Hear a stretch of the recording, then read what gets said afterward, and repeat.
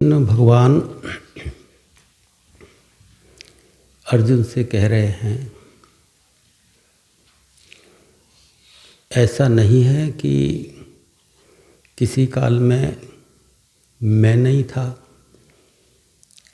अथवा तू नहीं था अथवा ये राजा लोग नहीं थे, और ऐसा भी नहीं है कि आगे हम सब नहीं रहेंगे।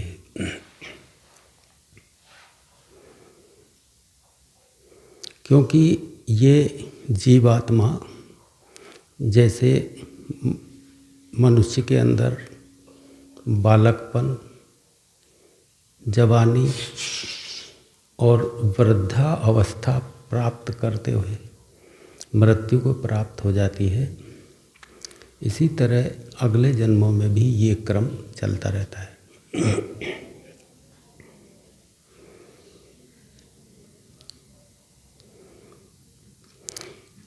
कृष्ण को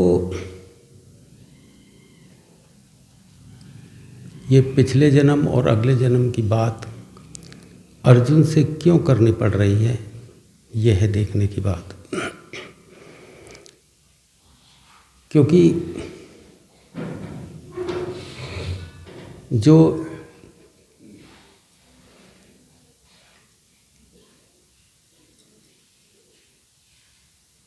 अंदर प्रवेश करने वाली बात है,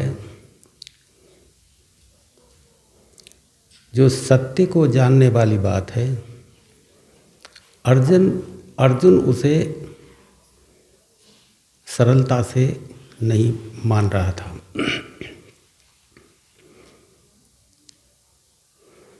इसलिए कृष्ण को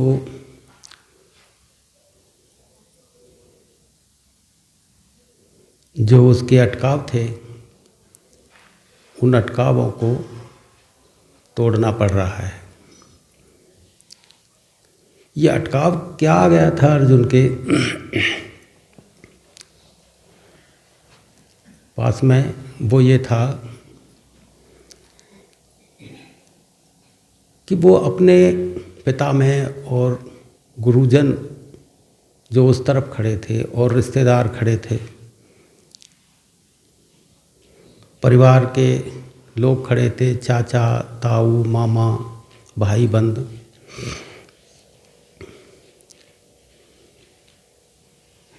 उनसे युद्ध नहीं लड़ना चाहता था। वो कहता था कि पितामह सामने हैं, गुरु द्रोणाचार्य जिन्होंने मुझे धनुर्विद्या सिखाई है, जिनकी गोद में मैं पला बड़ा हूँ, वो मेरे पूजनीय हैं, मैं उनकी हत्या कैसे करूँ। वो कहता था यदि वो मेरे हाथ से मारे भी गए तो उनके खून से रंगे हुए अर्थ और काम कर्मों को मैं कैसे भोग पाऊंगा।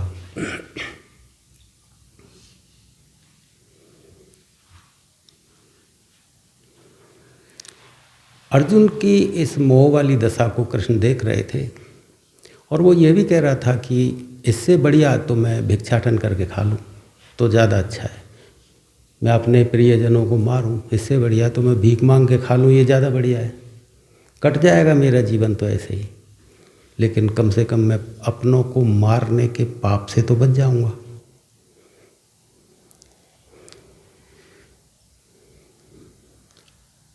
अर्जुन अपने कर्म से भागना चाहता था मोह की वजह से। हर व्यक्ति के अपने कर्म होते हैं। क्षत्रिय का कर्म होता है युद्ध करना, समाज के लोगों की रक्षा करना।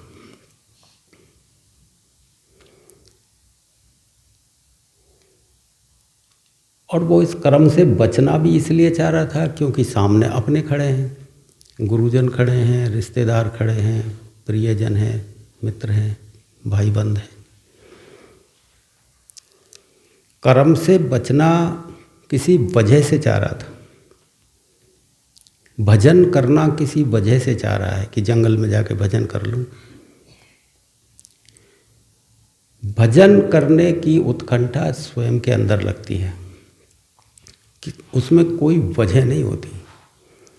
उसमें ऐसा नहीं होता कि मुझे भजन करने के बदले कुछ मिले, मुझे धन धान्य मिले, मुझे बच्चे मिल जाएं, मेरे विवाह हो जाए, मेरे मकान बन जाए। भजन करने के बदले कोई मांग नहीं होती। किसी मांग की वजह से भजन नहीं किया जाता है, किसी मांग की वजह से ध्यान नहीं किया जाता है। ध्यान तो अपना जीवन है, उसमें निहित हुआ जाता है।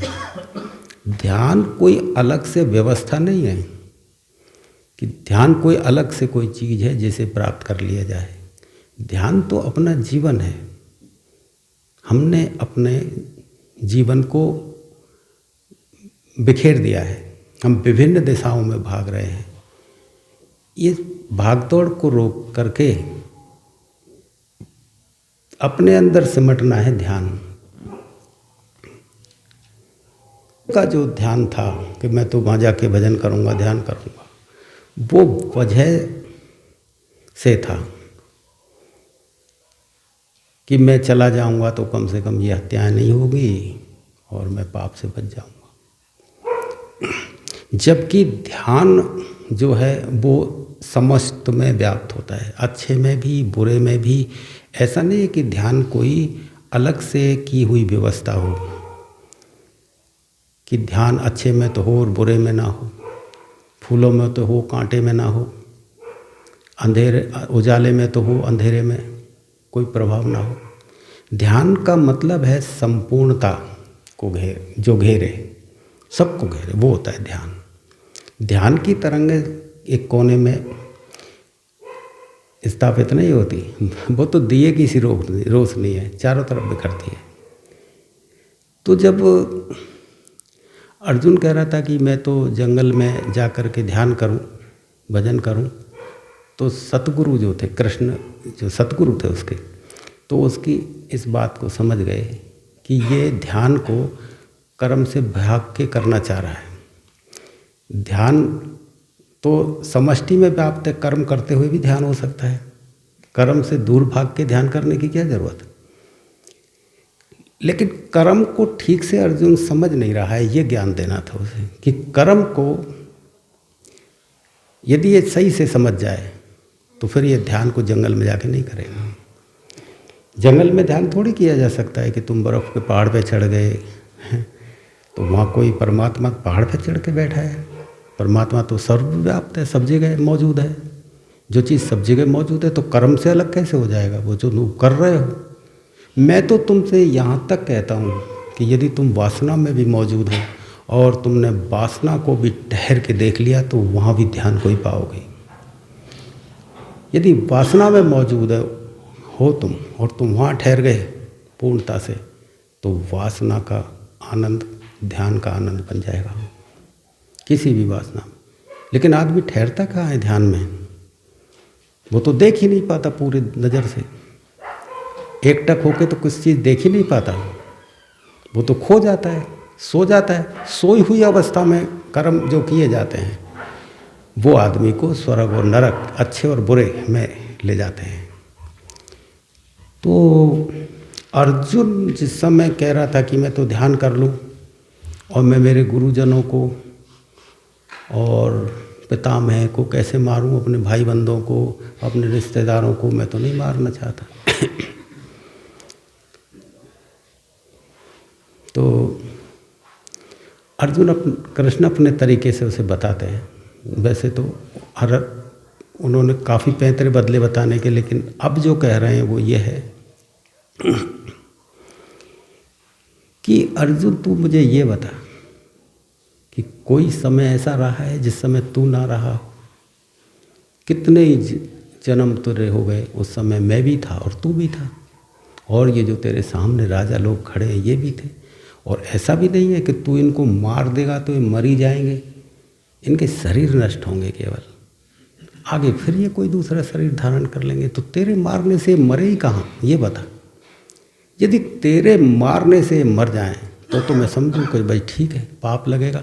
और फिर तू मुझे एक बात ये समझा दे कि तैने युद्ध चाहा है या इनने चाहा है युद्ध करना? तेरी तरफ से युद्ध की चुनौती है या इनकी तरफ से है? ये शंख फूंक रहे हैं, पहले इन्होंने शंख फूंका है, तैने नहीं फूंका है।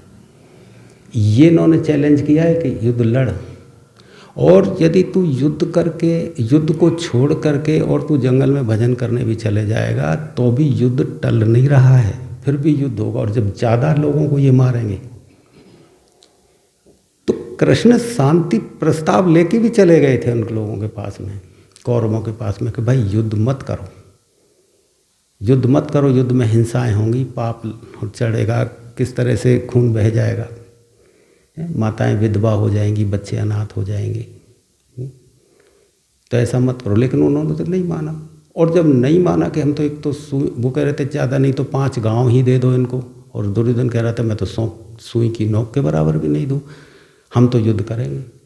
तो वो कृष्ण कह रहे थे कि अर्जुन मैंने सारे प्रयास करके देख लिए, मैं भी नहीं चाहता कि ये हिंसा हो, लेकिन अब मेरे चाहने ना चाहने का प्रश्न नहीं है, वो तो मरना चाहते ही हैं, उनका समय आ गया है। समय यानी काल, काल समय को ही बोलते हैं।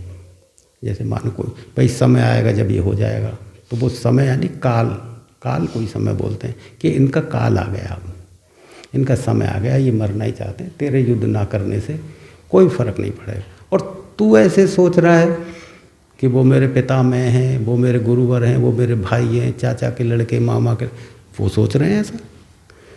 यदि वो ऐसे सोचते होते तो तेरी तरफ ये निशाना लगा के क्यों खड़े हैं? फिर तुझे मारने के लिए निशाना लगा के खड़े हैं, वो तो सोच ही नहीं रहे ऐसे। तो ऐसी स्थिति में तू कर्म कर, और क्षत्रिय का कर्म है युद्ध करना, तो युद्ध कर। लेकिन इस युद्ध तुझे करना कैसे है ये तुझे मैं बता देता हूँ। तू मुझ पे ही छोड़ करके, तस्मात् सर्वेषु कालेषु माम स्मरण युध्यते, तू मेरा ही किया हुआ जान करके तू युद्ध कर। ऐसा क्यों कह रहे हैं? क्योंकि जब व्यक्ति अपना समझ के कुछ करता है तो अहंकार होता है, और फिर अहंकार का फल भोगना पड़ता है, अच्छा और बुरा। तो कहते हैं कि तू मुझ पे, अब यह जो कह रहे हैं ना कि मुझ पे छोड़ कर, मुझ पे छोड़ने का मतलब है गुरु कह रहा है इस बात को कि तू मुझ पे छोड़ दे, क्योंकि परमात्मा तो तूने देखा नहीं है, परमात्मा तो नजर आता नहीं है, तो तू मुझ पे छोड़ दे। परमात्मा तो बेटा इस धरती पे कभी आता ही नहीं है, ना कभी आया ना कभी आएगा, कभी नहीं है। क्योंकि भगवान वो परमात्मा वो आके से सकता है, वो तो समष्टि में व्याप्त है, चांद में, सूरज में, समस्त तारों में, और समस्त पेड़ पौधे जितना तुम्हें नजर आता है, और कितने अखंड ब्रह्मांड है, सब में वो कैसे आ सकता है इतना बड़ा इस धरती छोटे से खंड पे? तो ये जो राम और कृष्ण और ये महात्मा दिखाई देते हैं ना, वो तो उसकी एक बूंद है, और वो बूंद आती है तो परमात्मा का विश्वास दिला के चले जाती है, कुछ लोगों को अनुभव करा देते हैं वो एक बूंद कि देखो परमात्मा है, तो वो ध्यान में उतार करके और उस सचखंड तक ले जाते हैं और दिखाते हैं वे है कि नहीं। क्योंकि परमात्मा व्याप्त तो सब जगह है, लेकिन वो जाना मनुष्य के शरीर से ही जा सकता है, और किसी शरीर में ये व्यवस्था नहीं दी है। तो ये इसीलिए इस योनि को महान योनि बोलते हैं। तो वो इसलिए वो आते हैं, एक बूंद ऋषि मुनि तपसी जो होते हैं, ये ज्ञानी महात्मा तत्वदर्शी जिनको बोलते हैं, तो वो आते हैं और वो अपना कर्म तुम्हारे जैसे करते हैं, तुमसे अलग हट के कर्म नहीं करते। वो शादी भी करते हैं, विवाह भी करते हैं। वो ऐसा थोड़ी है कि विवाह से डर जाएं या बच्चे करने से डर जाएं, वो किसी चीज़ से भय नहीं खाते, क्योंकि परमात्मा की बनाई रचना में वो शरीक होकर के ही सारे काम करते हैं। उनको ज़रूरत नहीं होती शादी करने की, विवाह करने की, कोई ज़रूरत नहीं है बेटा, उनकी कोई मांग नहीं है। लेकिन आपको विश्वास दिलाने के लिए कि देखो भाई, विवाह और बच्चे और दुकानदारी और नौकरी ये कोई बाधा नहीं देती ध्यान में। तुम अपने कर्म को करो, लेकिन भगवान के ऊपर छोड़ के करना, तो तुम्हें मतलब ही कर्म लगेंगे नहीं, और तुम सिमट के और अपने अंदर प्रवेश कर जाओगे, तो वो सारा कुछ तुम्हारी तरह करते हैं। तो वो जो तुम्हें राम है, कृष्ण है, नानक है, कबीर है, रैदास है, वो सब उसी की एक बूंद है परमात्मा की। वो आती है समय समय पर और आपको विश्वास दिला जाती है। नहीं तो आपको कैसे विश्वास हो परमात्मा है? परमात्मा कोई दिखाई देता है? परमात्मा तो कभी दिखाई नहीं देता। कहीं किसी को दिखाई दिया? परमात्मा तो अंदर की आंख से देखने का विषय है, इन आँखों से तो कोई दिखाई नहीं देता। इन आँखों से तो शरीर दिखाई देते हैं। तो तो ऐसा नहीं है कि किसी कोई इन आँखों से वो दिखाई दे जाए, कभी नहीं देगा दिखाई।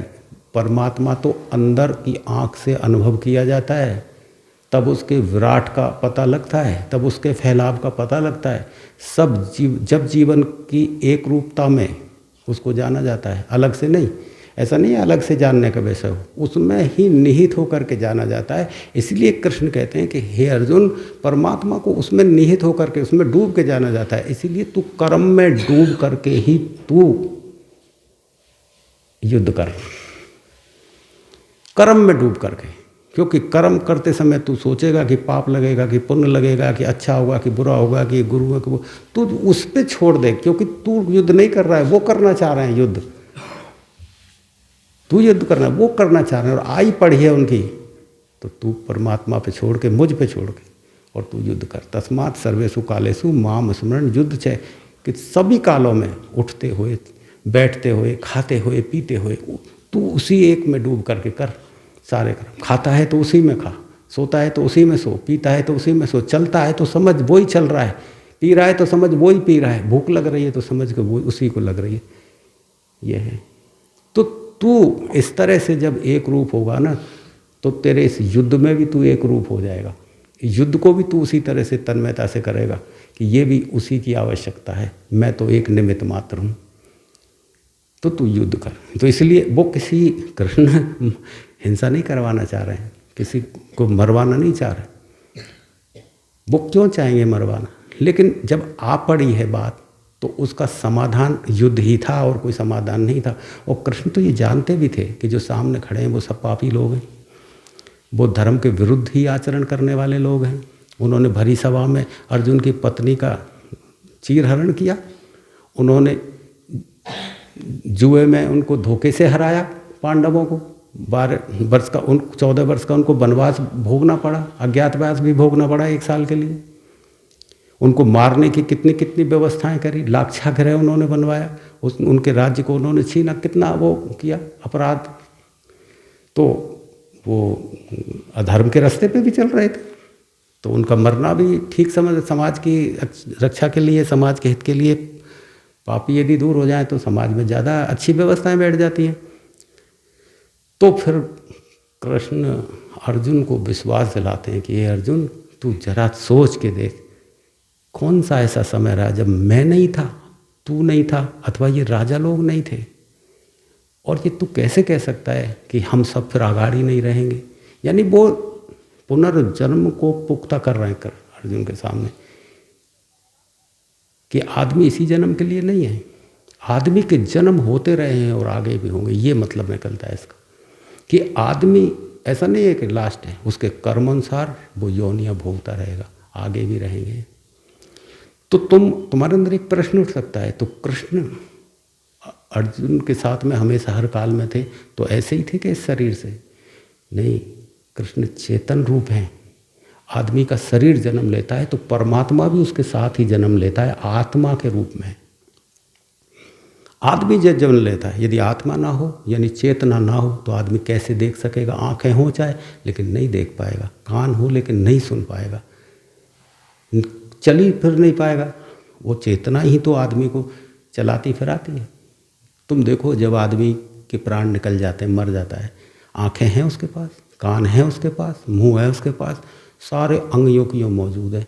अब वो आंखों से न देख सकता है, न सुन सकता है, न उसको भूख लग रही, न प्यास लग रही। कौन सी चीज़ निकल के चली गई बाहर?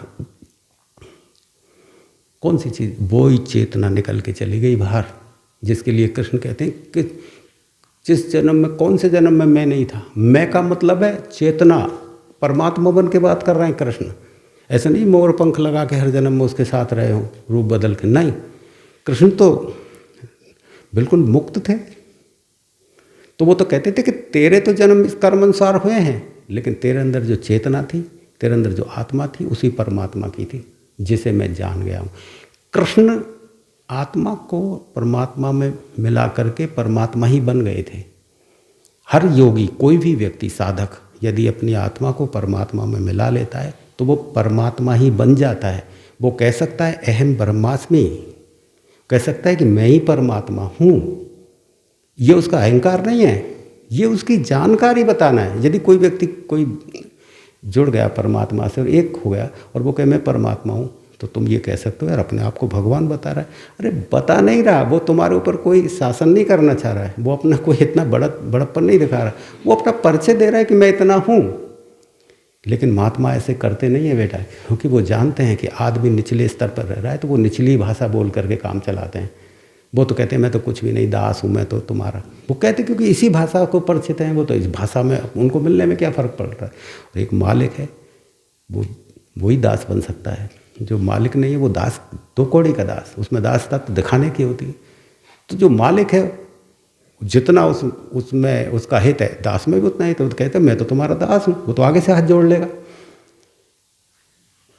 लेकिन मालिक का हाथ जोड़ना बेटा किसी की चापलूसी करना नहीं है। मालिक जब हाथ जोड़ता है ना तो फिर भी वो मालिक ही है बेटा। ऐसी बात नहीं है कि मालिक हाथ जोड़, एक व्यक्ति मालिक नहीं है, उसका हाथ जोड़ना दूसरा अर्थ रखता है, मालिक का हाथ जोड़ना दूसरा। मालिक जब कहे मैं दास हूँ, जब दूसरा अर्थ है, और तुम कहो मैं दास हूँ, ये दूसरा अर्थ है। ये दोनों एक अर्थ नहीं होते। तुम ऊपर की सीढ़ी से उतर के आओ और बीच में जाकर रुक जाओ, और कोई आदमी नीचे की सीढ़ी से चल के जाए और बीच में जाकर रुके। खड़े तो एक ही सीढ़ी पे हैं, लेकिन ज़रा सोचो सीढ़ी तो एक है लेकिन भाव दशाएँ अलग है। एक ऊपर जाने के लिए तत्पर, एक नीचे उतरने के लिए तत्पर है, एक जगह खड़े हैं। जरा सोचो, कैसे थोड़ी है कि शब्दों को पकड़ लो तुम।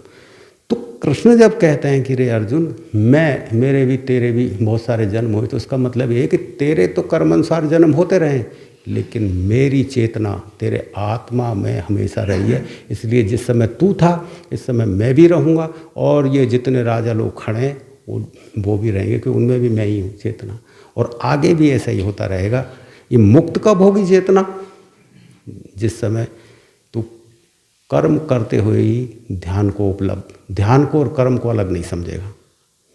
कर्म में ही ध्यान को उपस्थित करना जिस समय सीख जाएगा, उस समय तेरी आत्मा अंदर की तरफ जा कर के परमात्मा की सफ़र पे रवाना हो जाएगी।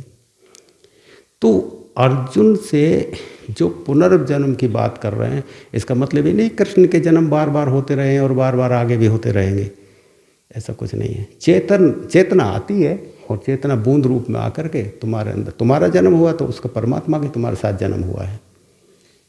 ऐसे तो आत्मा रूप में, जैसे इस शरीर में तुम हो, इस शरीर अगला शरीर मिलेगा तो तुम्हारा जन्म हुआ तो परमात्मा यानी कृष्ण को नहीं, परमात्मा उसका भी जन्म हुआ। तो वो समझाते हैं कि जैसे मनुष्य का बालपन होता है, जवानी होती है और बुढ़ापा होता है। तो बचपन, जवानी और बुढ़ापा आत्मा के ऊपर कोई प्रभाव नहीं, उस चेतना पे प्रभाव नहीं डालता। बचपन में भी वो चेतना उतनी ही असरदार है और जवानी में भी उतनी ही असरदार है। वो बूढ़ी नहीं होती, और बुढ़ापे में शरीर बूढ़ा होता है वो नहीं, और फिर मरता है, फिर अगले जन्म में जाता है। तो चेतना चलती चली गई, लेकिन उस जन्म में जाकर के उसके जन्म के साथ आई। तो कृष्ण ये कहना चाह रहे हैं कि हर जन्म में तू भी था और मैं भी था और आगे भी रहेंगे, और ये राजा लोग भी रहेंगे।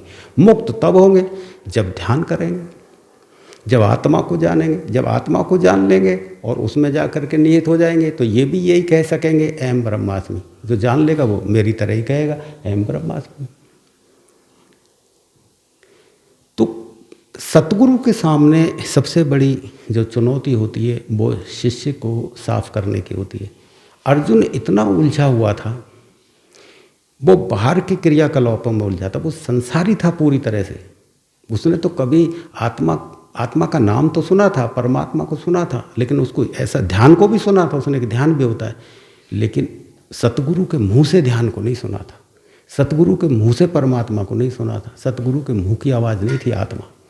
क्योंकि सतगुरु जब बोलता है आत्मा और जब बोलता है परमात्मा तो अर्थ बदल जाते हैं। एक साधारण आदमी बोले आत्मा परमात्मा, किताबों में कोई पढ़ ले आत्मा पर, कोई फर्क नहीं पड़ता। तुमने कितनी बार आत्मा को पढ़ा, तुमने कितनी बार परमात्मा को पढ़ा, क्या फ़र्क पड़ा?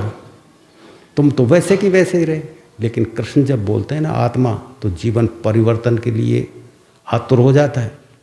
जब बोलते हैं परमात्मा तो जानने की उत्सुकता बन जाती है। सतगुरु जब कुछ बोलता है तो फिर चेतना में एक लहर पैदा हो जाती है बेटा, उठने की। सतगुरु के मुंह से जब कोई बात निकलती है वो परमात्मा को में होकर निकलती है, फिर लहर पैदा होती है। और जब लहर पैदा होती है ना बेटा, तो किसी ना किसी दिन वो लहर पूरी जागृत हो जाती है, उत्सुकता पूरी जागृति ला देती है। तो गीता को समझना केवल अर्थों को समझना नहीं है, मर्म को समझने वाली बात है कि मर्म किसके पल्ले पड़ता है। और यदि बिना गीता के किसी के सतगुरु के पास बैठने से मर्म समझ पड़ गया, समझ का मतलब बुद्धि से समझने से नहीं कह रहा हूँ मैं कि बुद्धि से मर्म समझ में आता हो। छोटे छोटे बच्चे होते हैं बेटा, वो किसी की चालबाजी को, बुद्धि की कसरतबाजी को थोड़ी समझ पाते हैं, लेकिन वो तो जो कोई उनसे प्रेम से बोलता है तो उनसे प्रेम से बोलने लग जाते हैं, बच्चे उसकी गोदी में आ जाते हैं। वो अब बुद्धि से समझा इस प्रेम के मर्म को, बुद्धि से समझ करके किसी की गोदी में आया, वो समझ नहीं रहा, बिल्कुल गोद में आ गया तुम्हारे। वो माँ की को रो रहा है बच्चा, माँ अपनी गोदी में ले लेती है, चुप हो जाता है, तो वो बुद्धि से समझा उसने कि ये मेरी माँ आ गई है। बस अंदर कोई हृदय में उसके एक खुशबू पहुँच गई कि ये मेरी माँ की खुशबू है, बस वो उसने अपनापन देकर चुप हो गया। तो समझने की बात यह है कि जब सतगुरु होते हैं तो कृष्ण उनके अर्जुन के सतगुरु थे, जब उससे अर्जुन से कुछ बात वो बोलते थे तो उस बात में बहुत बड़ा वजन होता था, झनकार थी बात में। इसलिए तो मित्र होते हुए भी मित्र कभी हंसप्रद नहीं होता, मित्र मित्र बात करें तो बराबरी की सी बात होती है। लेकिन इस तरह की बात सुन के अर्जुन भी कपकपी लग गई थी कि कृष्ण बोल क्या रहे हैं, क्या बोल रहे हैं कृष्ण, ये तो बड़ी अजीब बात बोल रहे, जबकि साधारण बात थी कि शास्त्रों में नहीं लिखी थी ये बात, अर्जुन ने पहले नहीं पढ़ रखी थी ये बात, कौन सी अजीब बात थी, सब कुछ पढ़ रखा था। लेकिन सतगुरु के मुंह से निकल रही थी अब ये बात, आत्मा को कपा दिया, हिल गया था अर्जुन।